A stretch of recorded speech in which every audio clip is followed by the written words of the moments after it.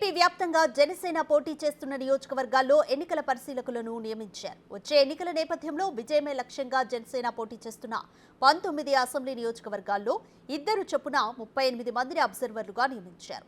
NDA కూటమి తరపున Janasena party పోటీ చేస్తున్న 19 అసెంబ్లీ నియోజకవర్గ స్థానాల్లో నియమించిన 38 మంది ఆయా ప్రాంతాల్లో స్థానిక నేతలతో సమన్వయం చేసుకుని పార్టీ గెలుపు కోసం కృషి చేయనున్నారు. కూటమిలో 3 ప్రధాన పార్టీలు ఉన్న నేపథ్యంలో అందరితోనూ సమన్వయం చేసుకోవాలని పార్టీ అధినేత పవన్ కళ్యాణ్ సూచించినట్లు తెలుస్తోంది.